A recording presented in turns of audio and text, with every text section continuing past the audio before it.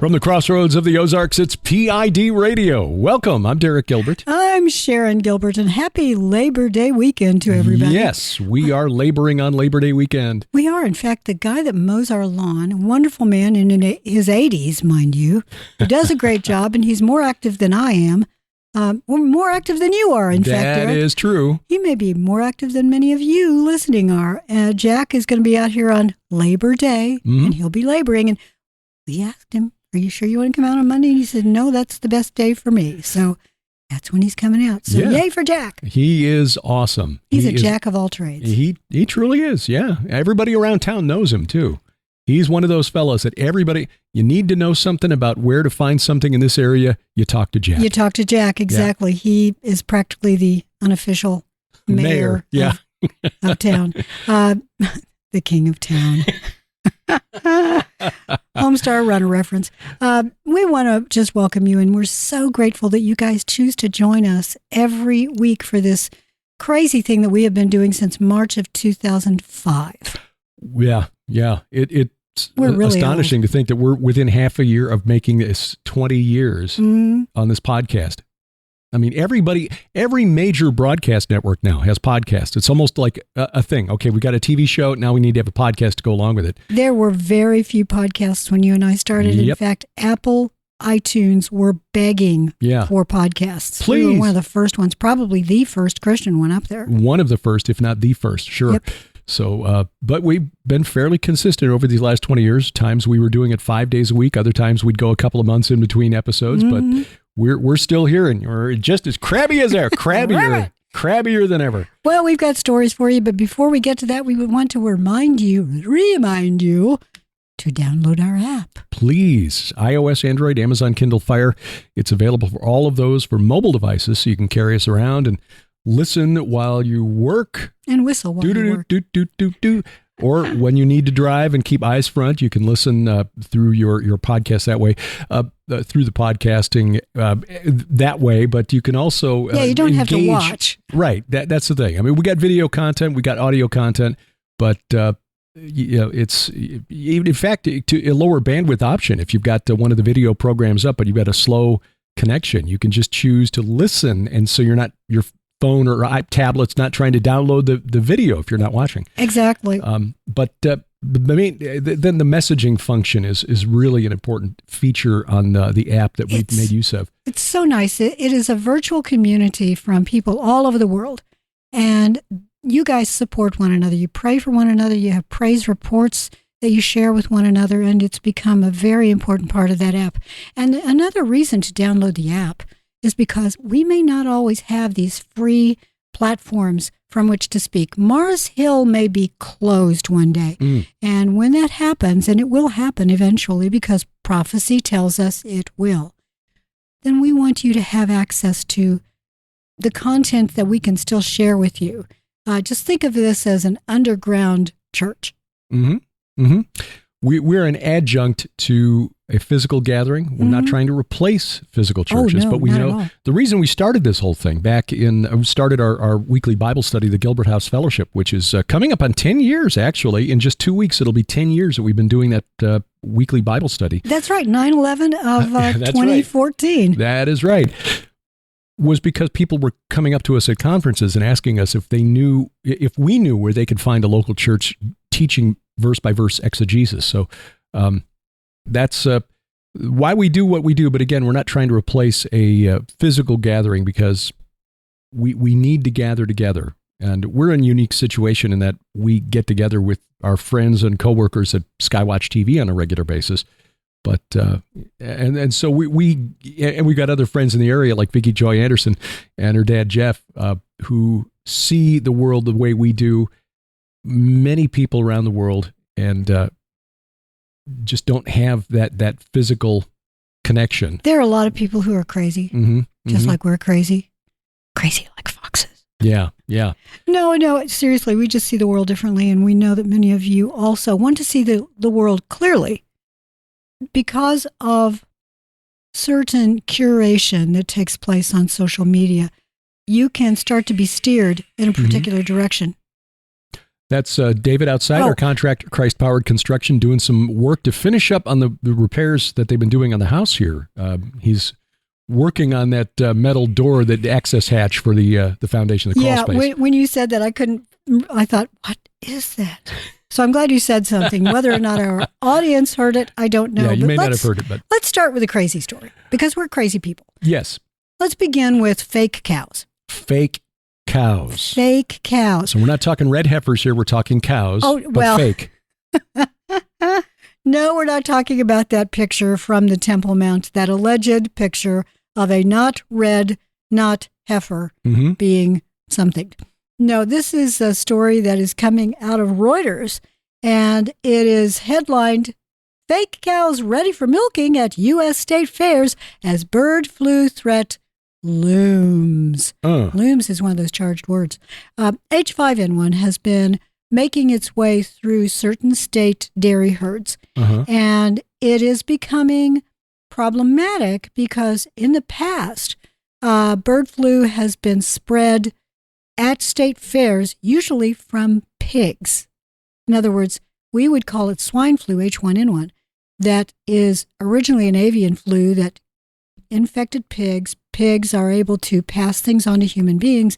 Therefore, it's called swine flu. I don't know if they're going to call this one cow flu or what. Right now, it's bird flu. H5N1 is, as I say, in a number of dairy herds. Well, it's very common for farmers and 4-H'ers to take their cattle to state fairs. Right. But also, and I wasn't aware of this because honestly, I would never have gone to this exhibit if it existed when I've been to state fairs in the past. Apparently, it's a popular thing in Michigan, at least, and some other states, that if you've never milked a cow, you get to try it out. Yeah, well, for us, on a real cow. City dwellers, that would be a thing. Yeah, good luck not getting kicked. Yeah. But I got kicked as a kid all the time. Got used to it. Watched my dad get kicked in the head once. Ooh. Yeah, well, you're bending down, suddenly, bang. Imagine if you are a city dweller and you just, especially your children, hey, Bobby, Sally, going up here, we're going to learn how to milk a cow. Instead of doing this with a real cow, it is now being done with fiberglass cows with rubber teats and water-filled udders.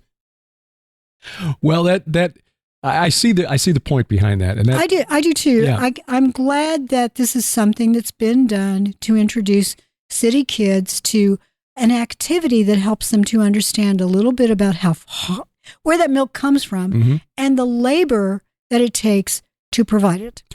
Right. Growing up in Chicago, had no frame of reference. Visited my grandparents' farm in North Dakota every couple of years, but by then they were more or less retired from farming. Grandma was working at a 5 and dime in the town outside which they lived. Grandpa spent most of his spare time fishing. So I didn't get to see up close and personal. You didn't get to milk a cow. No, I didn't. Honey, we should get one. You can experience it. Yeah, no, I'm good. We did go up there when they were still farming, but I was too little to really remember any of that. I gather that my dad had the experience as a Chicago boy of getting to milk a cow for the first time and getting laughed at. But it's the same thing. You adapt to whatever environment you're in. That's just it. I wouldn't have fit into a city dweller domain when I was a child because all I knew was the country. And that's one of the reasons that my mother, God bless her, I have a lot of respect for, is I've gotten older and have a broader frame of reference. I mean, when you're a kid, you're growing up in Chicago, you grow up thinking nothing happens outside that city. My friends in Illinois, especially when we lived in the southern part of the state here back in 2011 through 2015, began to understand why rural Illinois just really would just as soon Chicago leave the rest of the state alone. I have to just make this comment. You always refer to it as the southern part of Illinois. See, I'm looking at the map and thinking we lived in central Illinois. Yeah, East Central is what they call it. I know. It's anything south of Chicago is often called southern Illinois. Well, I was looking at I know. Yeah. I was looking at I-70 and we were still north of I-70. So anyway, but yeah, you're right. Anything outside of Cook County is downstate. Even Rockford is downstate. Which I think is hilarious. Which is hilarious. But the folks in Chicago, in Illinois, especially south of like I-80, south of Bloomington, Champaign, that line, Peoria, Bloomington, Champaign, would just as soon Chicago go its own way. And I'm sure get their wish one day. Yeah, and I'm sure Californians feel the same way about say in the high desert would just as soon L.A., San Francisco, San Diego, just leave them alone. Especially the farmers and the the vineyards that are north of that area, north of San Francisco. Yeah, Fresno and up in that region, north of there, up towards Redding. It's like a different state up there. It really is. It's a lot more like Illinois. I was surprised. Went to Yuba City a couple of years ago and thought, well, this is flat, beautiful. straight farmland. Am I and back some in of those Illinois? areas, it's very hilly, but it's lots of lush trees, and it's great. But the point is that urban dwellers don't really have understanding of the people who live in rural America and have an inflated sense of urban areas' importance. We could get a fiberglass cow. Well, we could. The thing that came to my mind is we talked about the practice for the red heifer ritual. Oh, yeah. In the city of David a while back, and they didn't have a heifer that sure looks like a steer to me. It was a steer, and it was a white face red. Yeah. So not in any way, shape, or form correct. Just hoping that whoever got the artificial cow did a better job of picking out the model that the Temple Institute did. Please do. It's good to know that the real heifers are safe and real. Yes. And so far, 3 of them are still qualified. Yeah. 3 of the 5. Yeah. And we're coming up on the time when they should be eligible because it's 3 years. And based on when we first talked about that story a year ago, this September, like starting tomorrow. I know. They should be just about ready for the ritual. And, Rosh Hashanah is coming up. Yep. Boy, many things are going to happen. Yep. You and I are still planning on going to Israel in November. Right. We will make a decision one way or the other for sure, or to postpone it depending upon what happens in the next 2 weeks. Yeah, well, let's shift into talking about Israel right now for a few moments because there are a couple of stories this week. Cows. I mean, how can you possibly top that? Well, goodbye, everybody. Yeah, there we go. Title of this week's episode, Fake Cows and Stuff. Last Sunday morning, so we would not have talked about this on P.I.D. radio. I think we talked about it maybe on our Bible study last Sunday morning.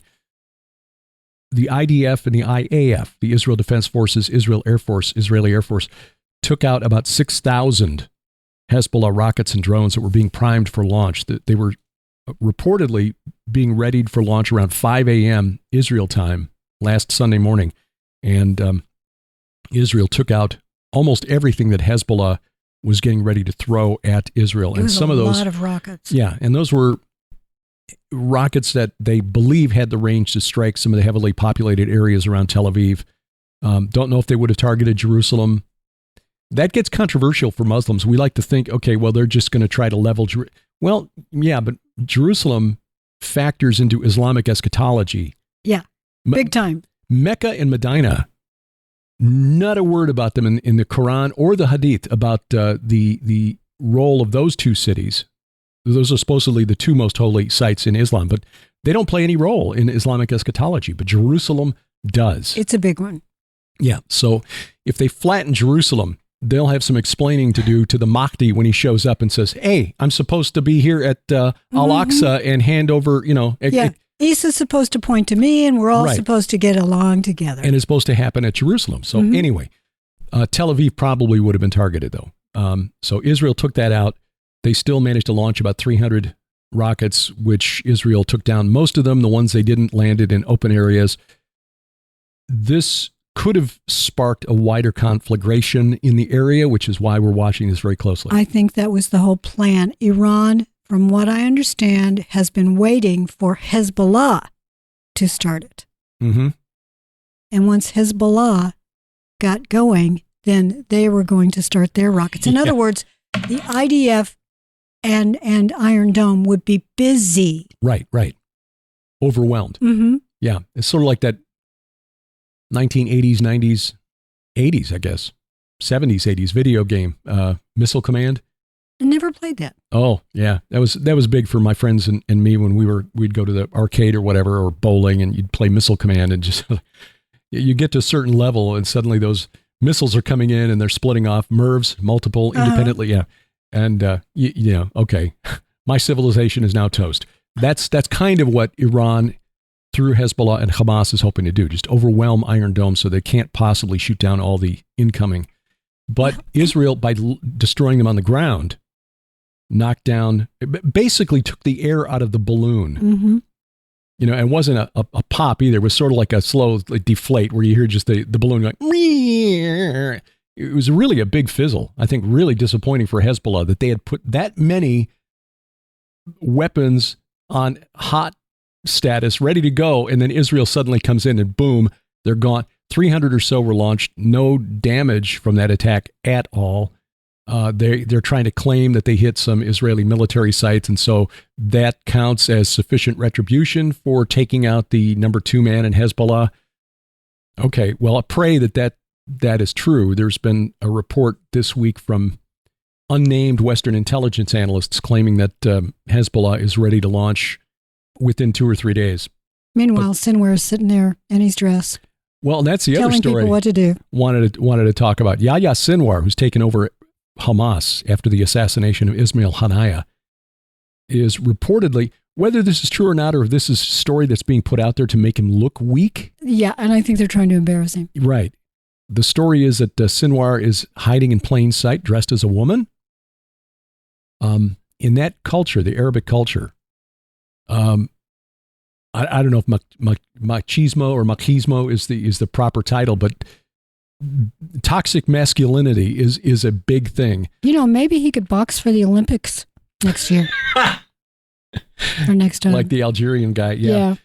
So whether that's true or not, the other story about Sinwar is that the reason Hezbollah cannot release the hostages, and there's still 105 not accounted for, it's believed that there are only 20 or 22 still alive, and Sinwar has got them traveling with him through the tunnels of Gaza. He's using them to surround him as human shields. This was reported by the Jewish Chronicle Wednesday this week. And the columnist Ilan Perry writes that only about 20 of the hostages are being held by Hamas. He quotes intelligence sources. He said these are being kept in handcuffs as human shields around Yahya Sinwar. Well, I'm sorry, but that's reprehensible. It is. And this is the thing. When Western political leaders say too many innocent Arabs, and I use that term rather than Palestinian because that's sort of been ingrained in us as a branding, which is why around the mid-1960s, the Arabs who live in that area were rebranded as Palestinian.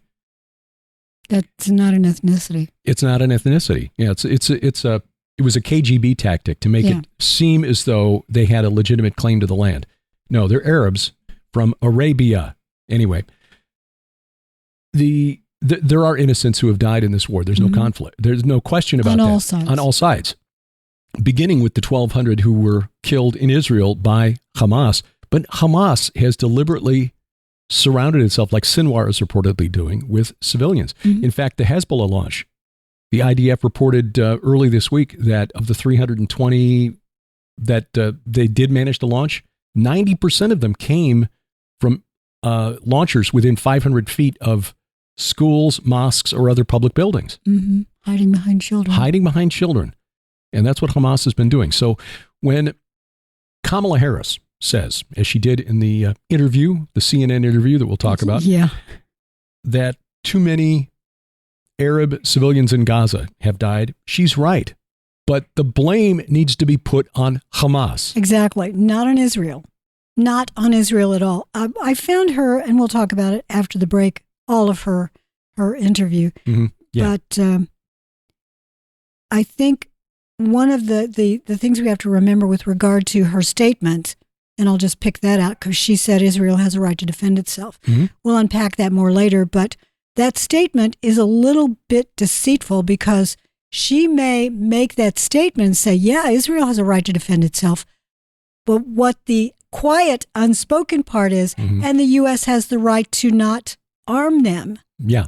Which is exactly what's going on. Think about all of the, if you want to say the word ammunition or materiel or whatever, Iron Dome doesn't you take down incoming missiles without something to throw at it. Right. It's not lasers. Right. It requires arming it with rockets or missiles or whatever they're using to shoot this down. Right. And those are produced in a factory.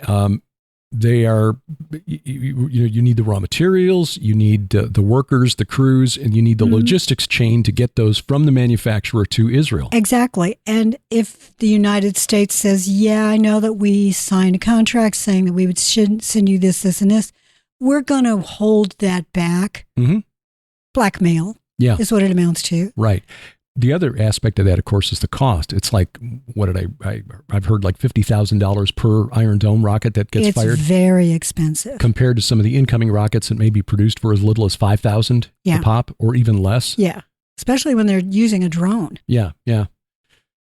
So Israel is, and this is the thing. I know that there is a very vocal and I would say toxic segment of humanity, many of whom are professing Christians or claim to be Christians, saying that Israel runs the United States. No. That there's a small cabal of Jews who are controlling everything that we do here in the United States. It's really the other way around. The tail is not wagging the dog. United States has been running Israel. Israel wants to be the friend of the United States because we are still the most powerful nation on earth. For now. We're squandering that. Yeah, we are throwing that away. But Israel really needs the United States as an ally. And we have not always been there for Israel over the past years. This was one of the surprising things when I was researching this for the presentation I gave in Ohio, that the United States, even in 1948, when Israel was fighting to survive, surrounded by Arab neighbors who attacked the day it declared independence, the United States had an arms embargo. Yes. Yeah, on Israel. I would highly recommend, if you have not yet watched Derek's presentation, you can watch it for free. Well, not that one, though. I'm talking about, this was the one on the history of Israel. That one is the one from Sunday morning? One from Sunday morning about our Israel tour. Yeah, but you get into some of the history. A little bit. Early on. Yeah, a little bit. It's a taste of it. It's enough to make you want to read more. And a lot of this comes from a book that you can get called The Secret War Against the Jews. Right. And trust me, it is well worth the read. If you say you love the Lord, you love the God who created all of us, and you have read the Bible and you believe in it, then please read this, because there is a whole lot more that's taken place in the last 150 years than we're being told. Right. The Secret War Against the Jews. The authors are John Loftus, Loftus, and Mark Aarons, Aarons. It was published in 1994, so this is not a new book. It was a New York Times bestseller 30 years ago, but most of us have not been exposed to it. Certainly the media is not going to talk about it because it's not the history that we've been taught. And some of the people who they call out in that book, I mean, one of them's got an airport at Washington, D.C. named for him. Yeah. And in that book, they openly call him a traitor. Yes.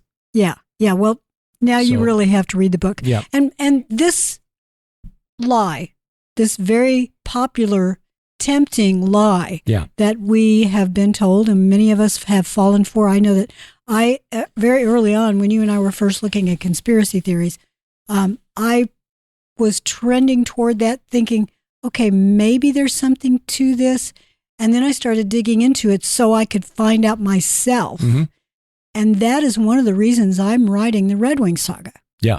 Is to clear that up. Right, right. And it's all leading to 1948. If you've read any of the books, there's a reason why I named the clans Stewart and Sinclair. So there you go. Illuminati bloodlines. No! Well, that's okay. My mother's, a Smith. Oh, I know. That's one of those little septs of the bloodlines. Collins. You got Collins in your ancestry. I know. too. I do. Yeah. All kinds of them. Yeah. Oh, yeah. Barnabas? Maybe that's why I'm so sensitive to light. Yeah, Phil Collins. Yeah. That would be great. Sue. One more story, though, before we get to the break, and that is going back to science. Ah, yes. Yeah, I wasn't quite done with my science, but it was a nice thing to go into Israel. And that is that the FDA has now approved emergency authorization for a Novavax updated COVID vaccine. Mm-hmm. Use 2 words, it's probably going to get us kicked off. But this is a news story that is right out there at CIDRAP. You can go there. CIDRAP is a great source for finding out what's going on in the world with regards to virology and bacteriology. This is a protein-based vaccine. It's old school. In other words, the way they used to do it. The way they used to do it. They'd either use an attenuated version of the virus. In other words, they sort of clipped its wings, but made it less virulent. Or a protein that would allow your immune system to see the protein and go, oops, invader. Mm-hmm. It's a protein made by the incoming virus. We're not talking about spike proteins. We're talking about a protein itself, not anything to code for the actual protein. This is a very safe way of doing a vaccine, but the problem is when they use the term emergency authorization, that tells me it hasn't gone through human trials. Right. You never know what might be in there that could have an adverse reaction. And going back to something you were saying back 4 years ago when Operation Warp Speed was announced by President Trump, that this virus, the RNA viruses mutate so quickly that trying to keep up with the mutations with any kind of vaccine is a fool's errand. It really is. It's just, it's like whack-a-mole. Yeah. It's very much like but whack-a-mole. The moles are on speed. Yeah, they're like Glory. They're hopped up on goofballs.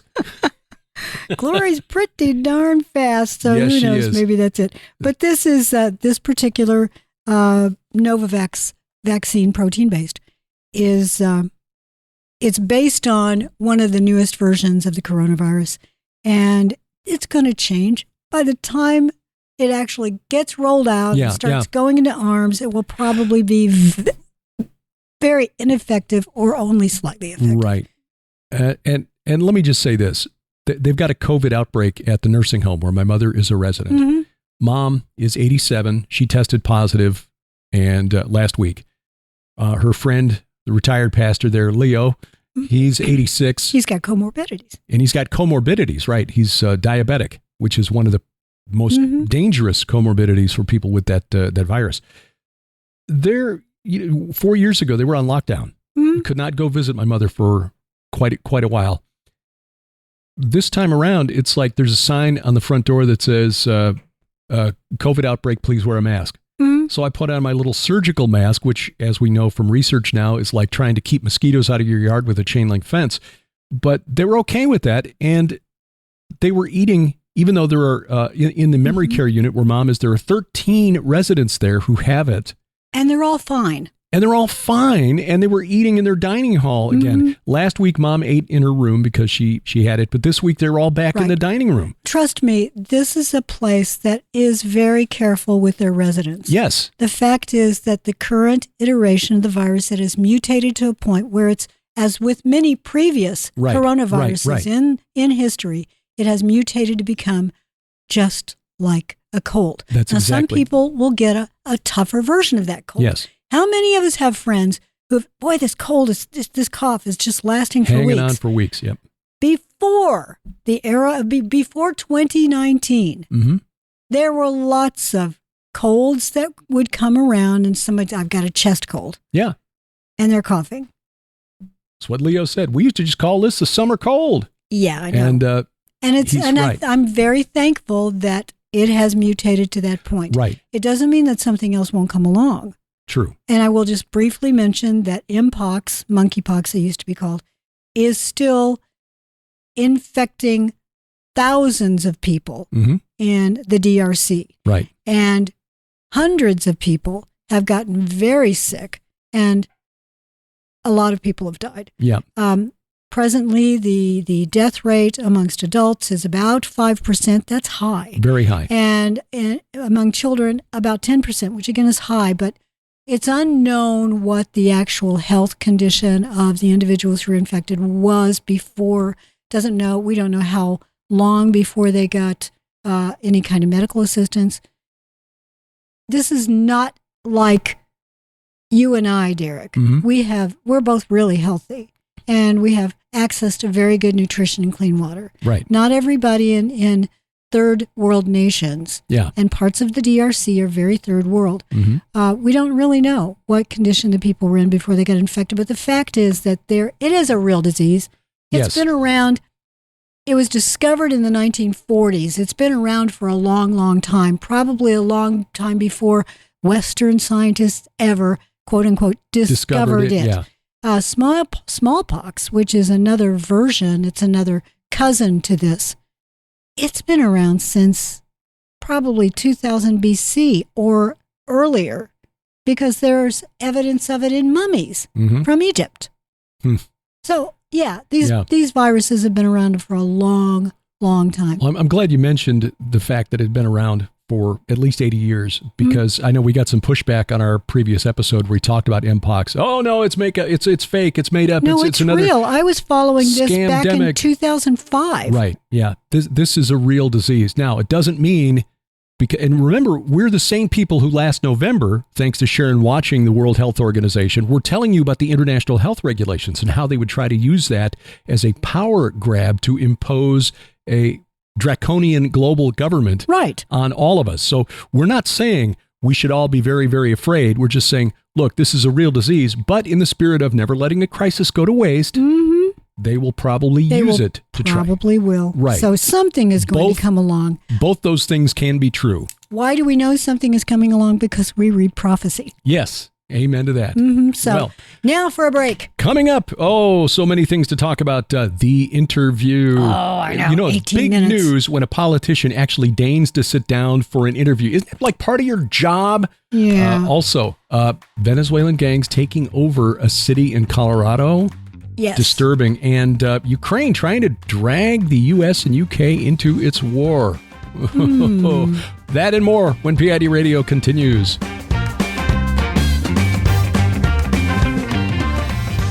It's time for back to school, and we have a special offer in September at the Gilbert House store. Back to school, it's impossible to believe. Where did the year go? Well, October is also approaching, so we have a deal for you. $35 only plus shipping and handling will get you 2 amazing books and a CD, which is interviews with Dr. Michael Heiser. Preparing you for All Hallows Eve, the month of October, when we begin to think about the spirit realm, our book Veneration, which takes a deep dive into the cult of the Nephilim around ancient Israel, the source of the demons that plague the world to this day. And also a wonderful book by our friend Vicki Joy Anderson, They Only Come Out at Night. This is your manual for spiritual warfare. This should be in your church library. Those 2 books plus a 7-hour audio CD with Dr. Michael S. Heiser discussing the unseen realm. These 2 books plus the CD, just $35 plus shipping and handling only at gilberthouse.org/store.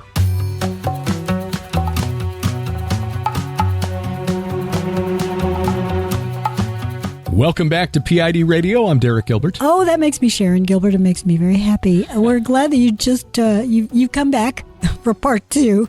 We didn't scare you off, but with part 1, want to remind you that we still plan to go to Israel in November. So go to gilberthouse.org/travel, and you will find all of the information there. If by chance we decide to postpone it, we will put that announcement there, and we'll also talk about it on this platform and probably put it on all of our social medias. Yes. So pay attention to that. By the way, Derek and I both have Telegram channels.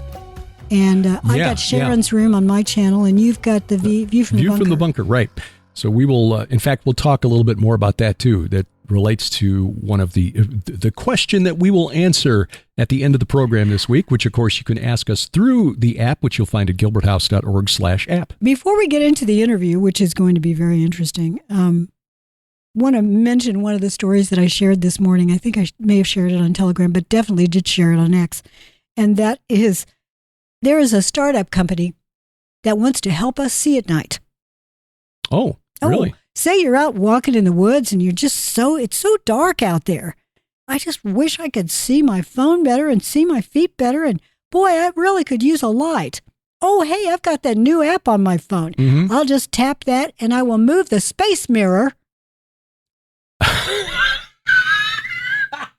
Yeah, you can tell where this is going, don't you? Uh-huh. The space mirror, which will reflect the sun right down on me. Uh-huh.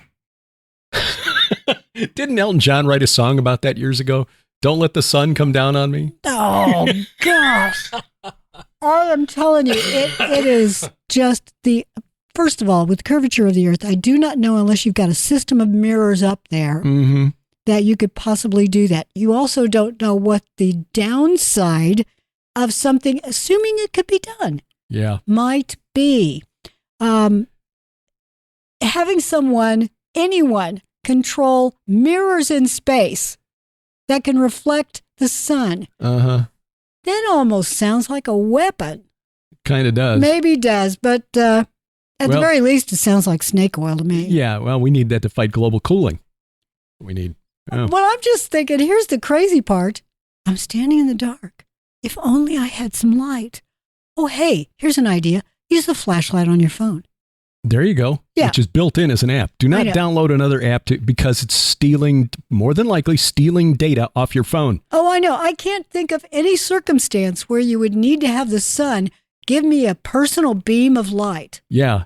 And okay, you go to do it and then you get a little message. You are user number 478,200. Yeah, you are in the queue. Yeah, you'll get your request in 14 hours. Or here's another one. Oh, the beam of light works. Oh, wait a minute. Am I being levitated? Is it a UFO? Is it a cow? It's cows all over the place today. Oh, yeah. Well, anyway. There was no cow harmed in the interview with Vice President Harris. Vice President Harris and her emotional support governor, Tim Walz. That's funny.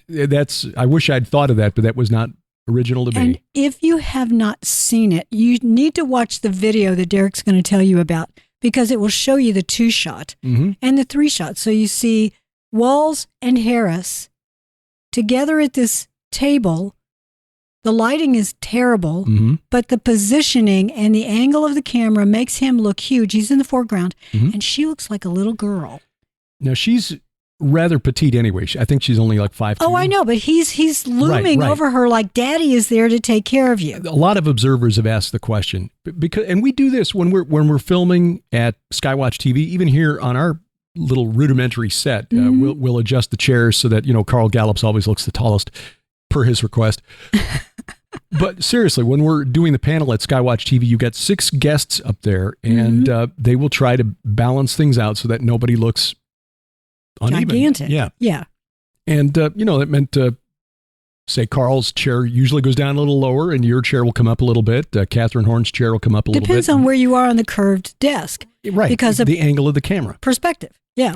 Well, whoever set that shot should have had, CNN did not do her any favors. First of all, she was wearing a gray suit. They chose to film it in what looked like an unused employee cafeteria. Yeah. And some of the tables in the background, you see like a coffee cup here and there. It's like, did they want that? I mean, it looks like nobody remembered to clean up. I know. But yes, she came across looking very small, not very presidential, just from the way things were set and the way things were lit, not very flattering. And then her answers, it wasn't a disaster on the order of Joe Biden's debate performance against President Trump, but it was pretty close. It didn't do her any favors. I mean, when left-leaning media outlets like Politico, the headline reads, Harris survives first sit-down interview with few missteps. That's like damning with faint praise. Well, the missteps, mind you, she recorded nearly an hour's worth, and it was edited down to 18 minutes, which I think is hilarious because that's about the time of missing recording in the Nixon tapes. Yeah. So we found them. Turns out that it was Harris who'd gone back in time and recorded something and then came back here. Yeah. So what did they edit out? What they left in, presumably, was the stuff that came across the good best. Stuff. CNN, Dana Bash, the interviewer, is no fan of Donald Trump. She's been very clear about that over the past But 6 she years. did not softball it. What they kept in was not softball. No, she asked some good questions. Now, she could have followed up more assertively than she did. Didn't and she need didn't. to. Harris did herself in Yeah. with the replies. Yeah.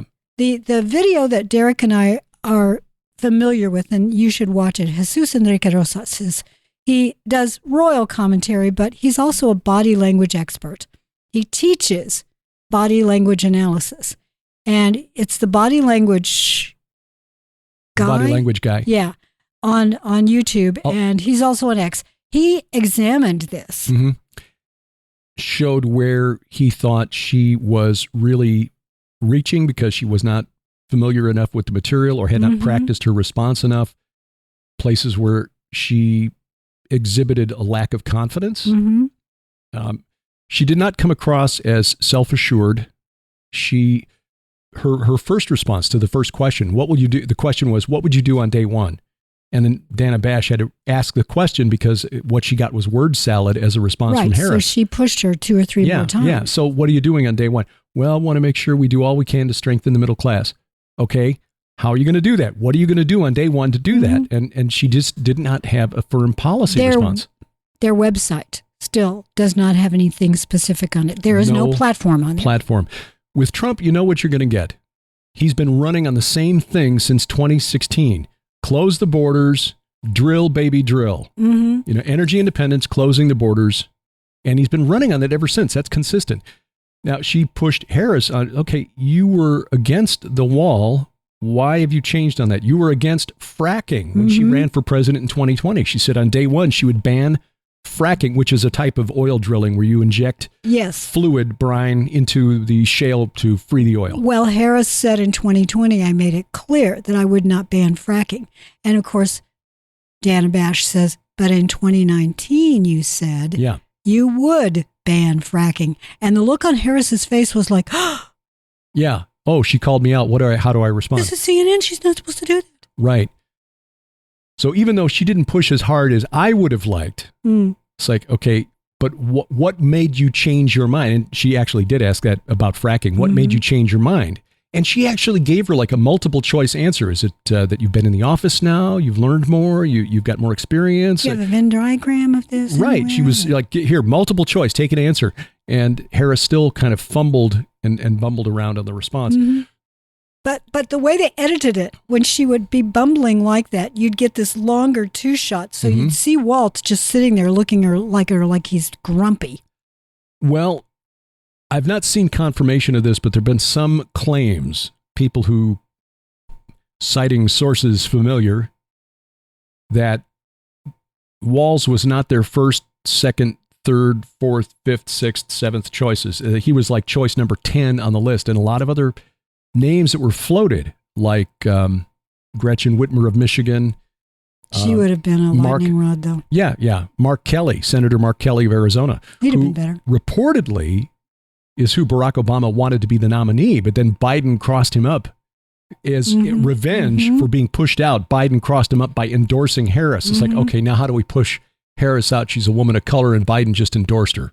Because to be honest with you, I think Senator Mark Kelly, I don't know much about his policies, but the fact is, he looks like a guy who's a former astronaut. Okay.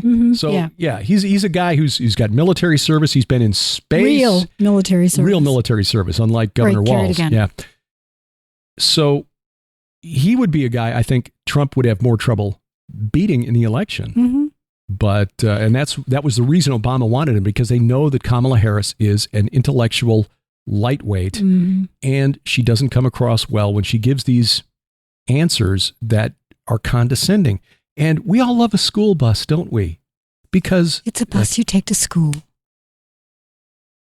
We don't want to be this dismissive of the people running for the highest office in our land. But I'm sorry, Kamala Harris, I'm just surprised more Democrats aren't saying, we did not vote for her. We didn't vote for her in 2020, which is why she dropped out of the race. Yes, but imagine if you are the leader of, let's say, North Korea or Saudi Arabia, right, or Qatar or South American country, name any of them.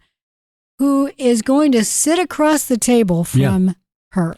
Any culture where toxic masculinity is actually considered a feature, not a bug, and you're sitting across the table from her and her team, boy, no. She starts smiling and laughing. And think what you will of Donald Trump. I've got to believe that they have more respect for Trump, even if they think he's crazy, which is a feature, not a bug, when it comes to dealing with other countries. Like in baseball, you bring in the relief pitcher who can throw 100 miles an hour, but he's not always over the plate. When you're the batter, you're not digging in quite as deeply because you might have to jump out of the way. I think that's the analogy for Donald Trump. He's a little bit wild, and you might not. But coming from a business background, when Trump gives you an answer, it may seem like it's made up, like he's not really sure what he's doing, but he says it authoritatively, and he looks you in the eye. That's it. Harris was not looking Dana Bash in the eye for most of her answers. She was looking around, which, according to Jesus Enrique Rosas, as you say, his body language analysis, pointing out, okay, this is what you do when you're evading or dissembling, and when you'd see the long shot, it was obvious she had no paperwork in front of her, so she wasn't looking down to read from a list. Right. She was trying to recall or make something up. She's been in the office 3.5 years, which is another question Bash asked. So you're saying you're going to do these things on day one, but you've been in the office 3.5 years. Why haven't you done them already?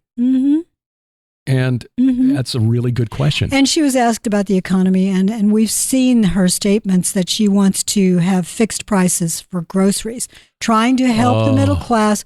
But first of all, that would cause a nightmare in the economy. Yeah.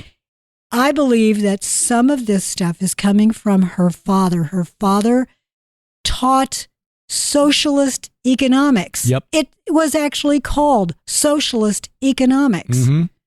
So she believes that somehow socialism will fix the economic woes of this country. Yeah. It will not. And when she says, well, that the inflation rate is only 3%, if you look at stats for the last 100 years, the average inflation rate year over year is 3%. And currently, in the last 4 years, it's gone up and down, and it's currently being listed at the official government sites as 3%. I don't know what Shadow Stats would say. Shadow Stats, I'm looking it up right now.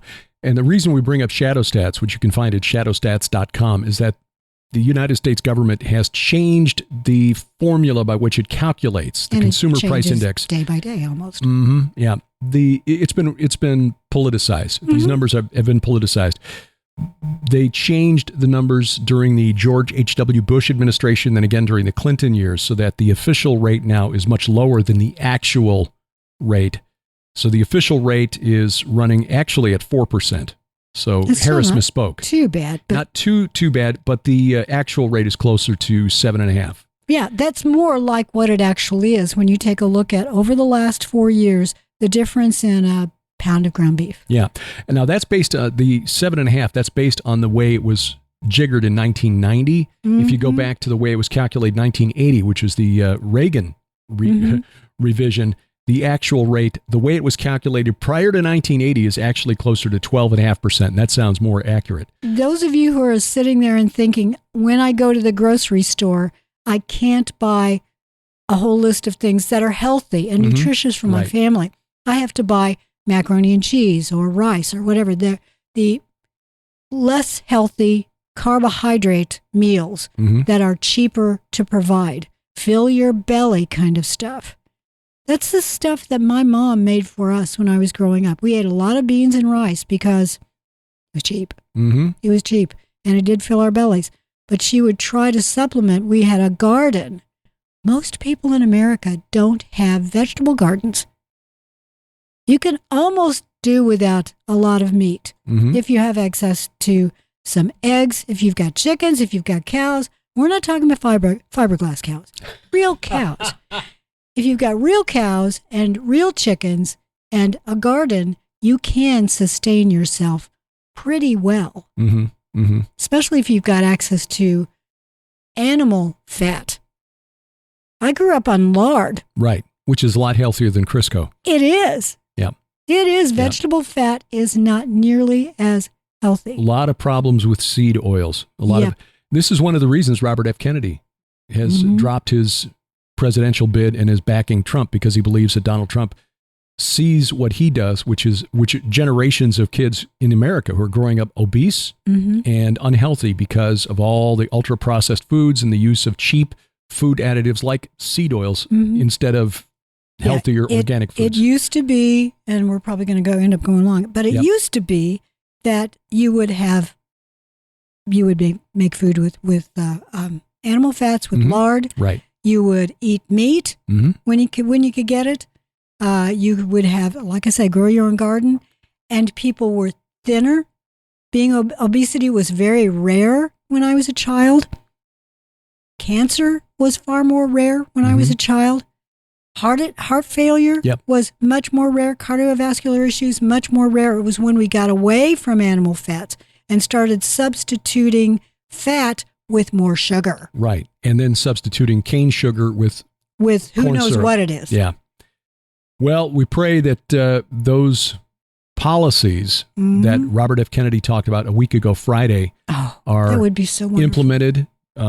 Big food, big pharma, making a lot of money off of the health epidemic caused by the poisons in our environment, the poisons in our food and in our medicines. Yep. Hopefully that can be turned around, because you just can't be a productive member of society if you don't feel well, which is why Skywatch TV, Joe Artis Horn, the Horn family, offering now through Eden's Essentials, edensessentials.com, supplements for that reason, because if you don't feel well, you cannot be effective for our King. And Eden's just recently added olive oil. To its line. Yeah, I need to go. I was supplementing with olive oil, just taking olive oil on a daily basis. And the best olive oil you and I have ever had is over in Israel. Right. Yep. Well, a couple of other things I do want to talk about. The potential of World War III, thanks to Ukraine.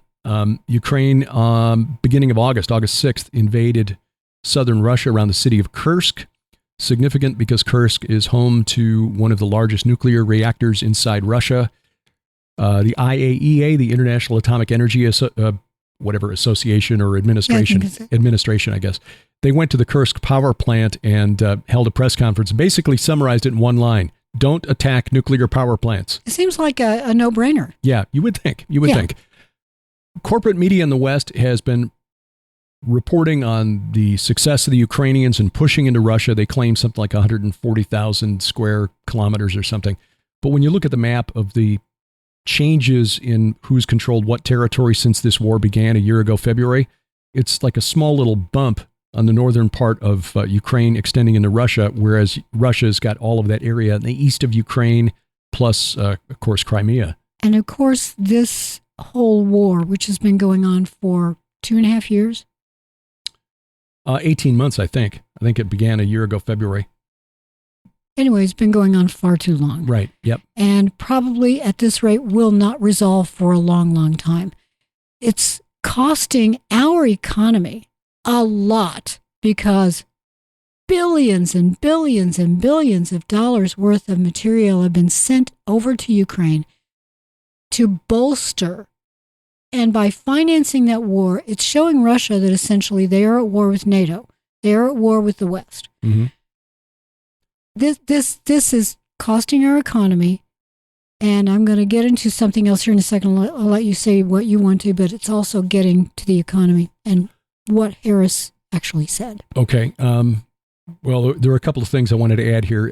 First of all, you're right. It was 2.5 years ago. It was February of 22. Yeah. It's like, I know. Hard to believe it's gone on that long, but really it was an extension of what began back in 2014. Exactly. Which was one of the color revolutions that we helped facilitate, and we pushed out the Orange Revolution. Well, that was the Maidan Revolution. The Orange Revolution was during George W. Bush back in 2004.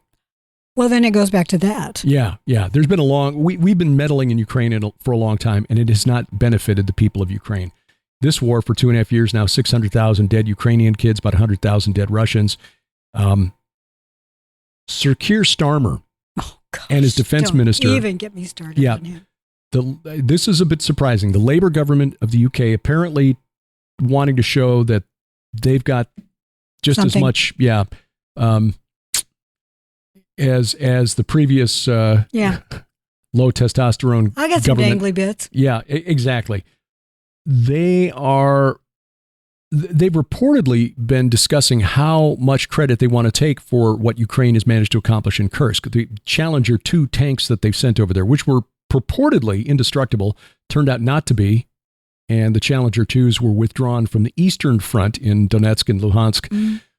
But they have been used along with British-made drones in the Kursk invasion. In fact, the Times of London reporting that Starmer and his defense minister wanting to talk about how much credit the UK should take. In a sense, almost portraying it as a British invasion of Ukraine. It's like Starmer wants to say, see, we're leading this, and come on, Biden, don't you want to join in the fun? Trying to drag the United States into this. At the same time, on Thursday of this week and yesterday, Friday, the head of the office, essentially Zelensky's chief of staff, Ukraine's President Zelensky's chief of staff and his defense minister are here in the United States. And the defense minister met with our Secretary of Defense, Lloyd Austin, yesterday. Ukraine is trying to get permission to use the HIMARS missile system that we provided to strike targets deep inside Russia, including Moscow. They want to use American weapons to strike deep inside, and Russia's Foreign Minister Sergei Lavrov basically saying this makes United States a co-belligerent in the war. Exactly. World War III. Yes, exactly. And for whatever reason, Starmer, I mean, again, you want to look at a low T individual, Starmer wanting to, I mean, there's a video out there of him hitting a bag, a heavy bag in a bag. And it's like, tap. I'm 62 years old. I could have hit the bag harder than Starmer did. I could probably hit it harder. I mean, not that that's any indication of his ability to lead, but it's like, look, you got cameras on you. This is not a good look. It's like Michael Dukakis, as a bobblehead on a tank showing his, look, see, I can I can support the Army too. Oh, anyway, the fact is Ukraine is trying to drag the West in. This battle around Kursk is like their battle of the bulge. It's their last throw of the dice. I think Starmer is trying very hard to appear strong when in fact he has been a nightmare for the UK ever since he was sworn in. Mm-hmm. Just a nightmare. Yeah, he is a bobblehead. But don't get me started on that. So Ukraine and the economy. Harris, and she's said this elsewhere, but she has been saying that she would like to give first-time homebuyers, $25,000 for a down payment. Right, yeah. That's just going to drive up the price of a house. Well, it will. And I can speak to this having been a full-time realtor for a while early on. Going back more than 30 years, but still, that plus an econ degree means I can say with some confidence that the reason real estate values in the United States have inflated so rapidly just in the last few years, but also we saw it back in the early 2000s, saw it also back in the 90s when Alan Greenspan started pushing Federal Reserve's main interest rate to banks to an unnaturally low level. You basically create more debt. You throw more money into the pursuit of the housing stock. Mm-hmm. All right. It's the law of supply and demand. Yeah. When you've got one commodity and another commodity, and money is just a commodity. Mm-hmm. Apples and oranges. If you've got 10 apples and 10 oranges, the rate of exchange is roughly 1 apple for 1 orange. But if you increase the number of apples to 20, it'd probably take you 2 apples to get 1 orange. Yep. The same is true with money. If you make it easier for people to get loans, or you give people free money, and that's in air quotes because no money is actually free. Somebody's got to pay that bill someday. It's the taxpayer. Taxpayer pays it. You're putting more money into circulation, chasing that particular product, and the value of each individual dollar goes down. So when you see home prices going up, if it's not because somebody struck oil or found gold on the land, it's because more money is available in that market. And that's what's going on with home buy. Look, if we were getting ready to sell our home and we knew that first-time buyers had an extra $25,000 to put down as a down payment, we just raise our price to $25,000. Yeah. The same is going to hold true in California because California is taking it even further. They want to make available 20% down payments to new arrivals. Yeah, and understand that a lot of homes start at $1 million in California. Yes. up to 20%, 20% up to a value of $150,000. So there, if you're an undocumented immigrant or what we used to call illegal alien, if this bill passes in California, which it probably will because Democrats have captured the state, illegals will get down payment loans that they won't need to repay until they resell the home. And even then, they only have to pay off 20% of the increase in they pay off the loan plus 20% of the increase in value. But of course, that assumes that real estate is going to continue rising forever. And we saw it in 2008 with the subprime mortgage. Right. We're getting really close. And speaking of that, I have to say, communist economics, it never, ever, ever works. It never does. Well, I have to say one more thing that Harris was asked about, and that has to do with the illegal immigrants. And her response was, well, there are fewer coming in. And one reason that there are fewer coming in is because we've got laws in this country that if you come in illegally, you will be apprehended and you will be prosecuted. I know because I prosecuted them in California. And I'm the only candidate who did. I just thought, yeah, because Trump wasn't. Let's not even go there. Yeah. Let's not talk about your record and borders. Root causes. I chased down the root causes, and now there are a few coming. I'm sorry. When you look at the actual number of encounters at the border, it is still at record high.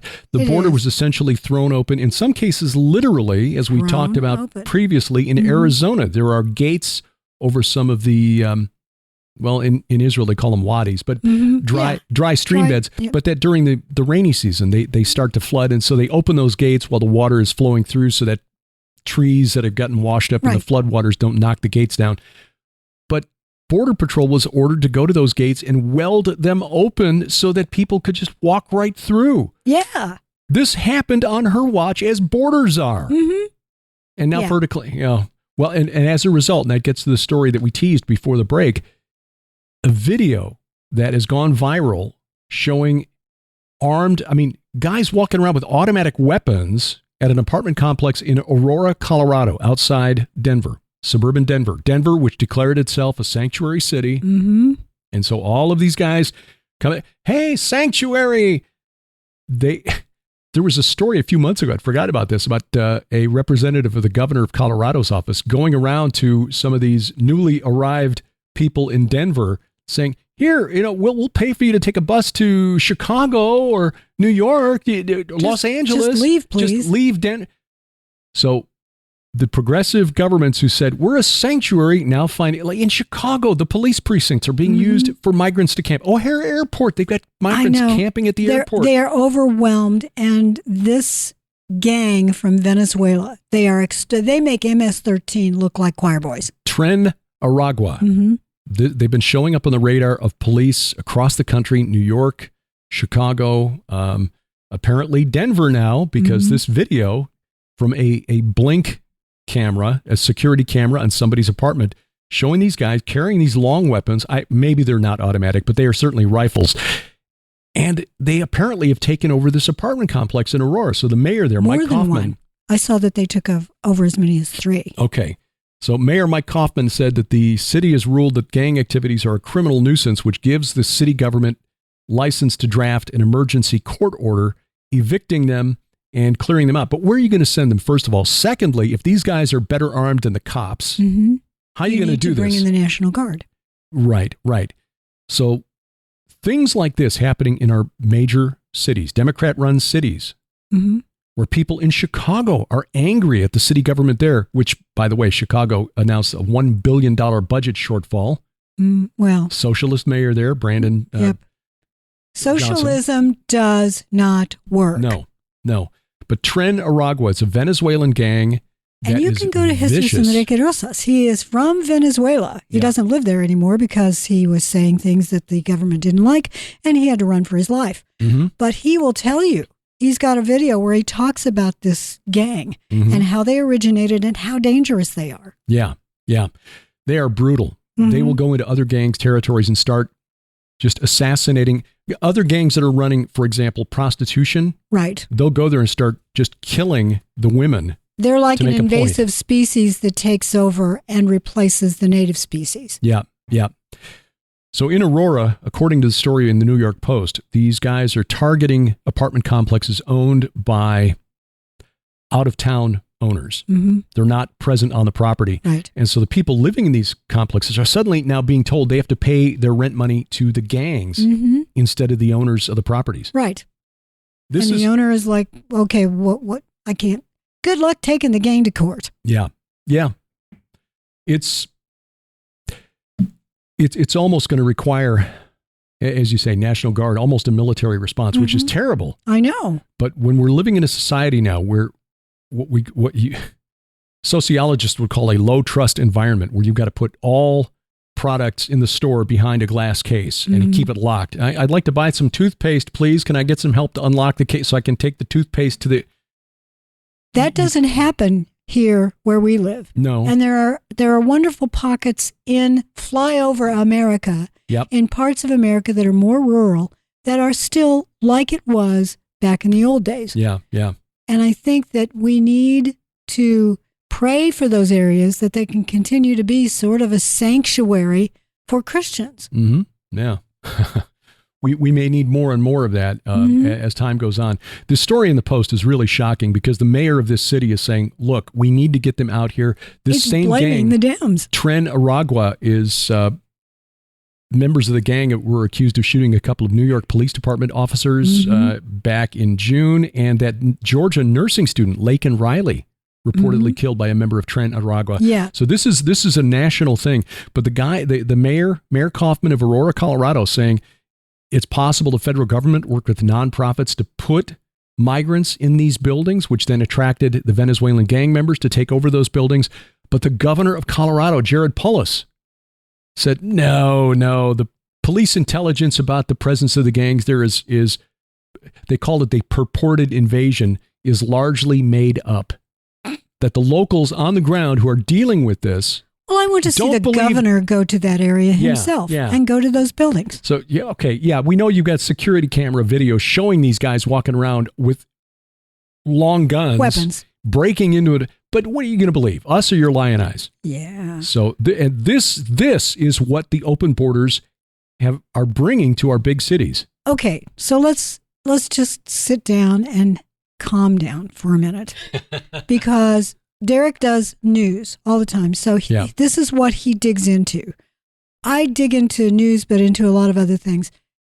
The bottom line here is, we who follow Bible prophecy have been expecting the world to become chaotic, divisive, angry, threatening, dangerous, especially for Christians. When it happens, we go, what? We've got to stop this. Well, you have to take a stand. That's what Ephesians 6 is all about. But we're not taking the stand necessarily against the human beings. Yes, they're dangerous, and we need to protect our children. We need to protect our families. It's a spiritual battle. It is a spiritual battle, and that's what we have to remember. So much of your fighting will take place on your knees. Yep. And rejoice when you see these things. Yeah, Jesus said something about ethnos against ethnos. Yeah. Nation against nation. Ethnicity against ethnicity. Tribe against tribe. And that is where we're going. But remember, the Lord told us these things in advance so that we wouldn't panic when it happened, so that we would see this and understand. He told us, but he also told us this, that he was coming back. And that he was going to come back for us. And he would be taking over this corrupt world, and he would be the king. He's the invisible king right now because he's not visible to the world. We know he's the king. Soon the world will know he is the king. Amen. Yeah, not all of them will be happy about that either. The return of the king is coming. Amen to that. Well, let's dive into a question here and then remind you of a couple of things that are coming up, why we won't be here next weekend. Yeah. And I'll be here. You'll be here, but the P.I.D. radio will not be here. We will not be here. Yes. Question. This is from Tracy in the Questions for Sharon section. Hi, Tracy. But I think this is probably for both of us. With your perspective on how much you've been harmed by media, not sure what we mean by harmed. We need to define that. And your understanding of Jonah. If you know a definite terror attack is upcoming, where would you put that info? What would you do? Interesting hypothetical question, because I don't think we have access to any sources where we would know about a definite terror attack before you and I anybody don't. else. We would find out when it broke in the media. We really would. What Derek and I do is we look at trends and we look at how things are moving. When you're looking at a ray, which is a starting point and then following an arrow, right, you can sort of figure the arrow is about to go through this, this, and this. Mm-hmm. So we can sound like we know exactly what's coming, but the fact is we're just using our intelligence and logic. So yeah, I can kind of say this is what I see coming. How much of that's based on Bible prophecy? The Lord has not said to us, other than as our Great Commission, He's not said, Derek, Sharon, I want you to go to Nineveh and tell them I'm about to destroy them. Yeah. That's the Jonah moment. Mm-hmm. Mm-hmm. What He has told us to do is lift Him up, crucified, risen, and coming again. Love our neighbors as we love ourselves, and love Him with all our hearts, souls, and minds. That's a daily thing. That's part of our daily walk. And if someone comes along and tries to knock us off the path, if we see wolves or hear wolves howling in the distance as we're following our shepherd, we look to Him because He's got a rod and a staff. That's where our comfort comes from. Thy rod and staff, they comfort me because I know that I've got defensive armor on and you're going to take them down with your word. So I think the bottom line is spend as much time in the word as you can. Right. And love the people around you. Because if you're well grounded in the word, then what comes in the news each day will not throw you off balance for very long. I guess that's why I don't feel like I've ever been harmed by the media. Yeah. You know, you guys get to say what you want to, but the bottom line is our King is coming back. Now, looking at some practical things, how we share information.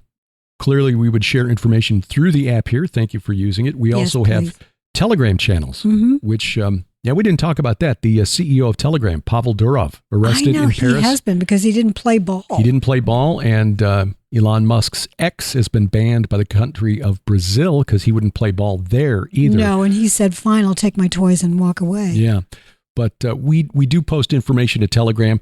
I thought it was encrypted. Even on the groups. It used to be. Yeah. Private messages on Telegram are encrypted, but the channels that we set up are not encrypted. That's fine with me. It's just another avenue to share information. Yeah. You can also follow us on X, formerly Twitter. We share a lot of information there.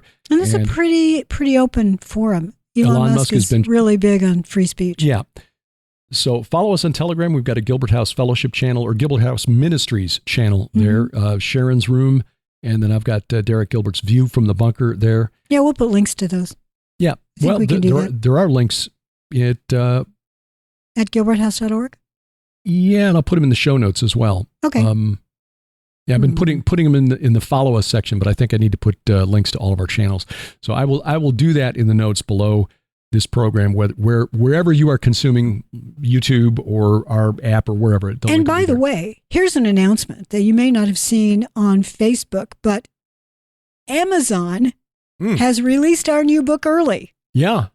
Yeah, The Gates of Hell is available now in paperback. Yeah, it wasn't going to be until October 15th. I'm not sure if Defender decided that they were going to do it early, but the fact is you can get it, and it's already trending in the top 10, and in one category, it's number one. Number one new release, yeah. It's also available on Audible if you want an audiobook version. That's also dropped. So you can get the print and Audible. Kindle isn't available until October 15th. Yeah. So that's kind of what made me think maybe they were all going to be, but I don't know. Yeah. But the fact is, they're there. They're there. There will be programs about the book coming later this year from Skywatch TV. We don't know when yet. I think it's part of the fourth quarter push. So there will be an offer there, fourth quarter from Defender. So if you want to hold off and wait for that, that's fine. If you want to get the book at Amazon and push it up in the ratings so people who've never heard of us get exposed as a recommendation, that would be great. So it's called The Gates of Hell. It's written by Derek and myself. So you can just type in Gates of Hell Gilbert and you'll find it. And we got some new information in there about the Gates of Hell and about that valley between Mount Hermon and the Sea of Galilee, which is the valley of the shadow of death. Yeah. So thank you for that. Also, we've got T-shirts and mugs. We're also working on PID radio. Oh, I know. Trying to get PID radio shirts and hats. Yes. Need a new PID radio cap. Well, I wear my old one all the time when I go outside. So you can find that at the front page of our store at gilberthouse.org/store, as well as links to Simply Clean Foods. Mm-hmm. And boy, their vacuum-packed coffee. Good stuff. Oh, good. And also the Armored Sheep podcast will be coming soon. I've just about set up the lighting the way I like it. And then I went and messed it up again. Yeah, you did, but that's okay. I fixed it again. It was a combo because I replaced. Anyway, it's set. Yeah, you had moved my camera. You had unplugged my camera. No, you have the front-facing light turned dimmer than I prefer. Oh, very dim. I had it turned almost all the way down. I'll show you how I set it.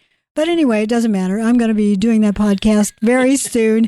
And also want to remind you there are some places we're going to be appearing. There'll be a conference up in North Dakota very quickly. Yes. And that's why Derek is gone next week. You can find all of the places we're going to be virtually or in person at our website. gilberthouse.org. Also, go to the calendar section and look at upcoming events on our app. App. In North Dakota next week with Doug Hamp, the Inspiring Women webinar, sharing part of that the first weekend in October. First week in November, November 6th through 13th, our Solidarity Mission to Israel. Obviously, what is happening there now may change those dates. But we are going to go back to Israel. Yes. Regardless. So latest information on that always at gilberthouse.org/travel. And first weekend in December, the 5th through the 8th, the Christmas in Branson Prophecy Conference from Prophecy Watchers will be there for that. Oh, excellent. So tomorrow, get the app. Yes, get the app. And tomorrow morning, we'll be back into the Bible study, back in the Proverbs. And tomorrow evening, I decided for this week's View from the Bunker to take the video from the presentation I gave about our Israel mission in the spring. Good. Because the production values of the team at Harvest Revival Center, showing the video clips and really good. The images, you get a better look at that. I know I did a prior program that was recorded for Hear the Watchman, where I talked about what we did. But the presentation, because of the way they were able to switch and show you the slides and show you the images and the video that I was showing on the screen to the people at the church, makes it a little easier to see what I was talking about than in the program that I did previously. Yeah, it's really well done. I don't know if you can still sign up. If you want to watch all of the Go Therefore conference presentations, you might still be able to sign up. Go to gothereforeconference.com. And I think Mike had extended that sign up. Right. And very much worth doing to get the access. I don't know. Carl's presentation was incredible. By the way, Carl Gallups is going to be our very first guest on the all-new and improved Bible's Greatest Mysteries, which is returning. That is coming back very soon. Yep. So yes, Carl was here and we recorded a couple of programs with him about his presentation in Ohio. Yeah. And he was on Unraveling Revelation. Right. That'll be coming up. First one of those two will be on Monday. I did 3. We did 2. Oh, okay. Yeah.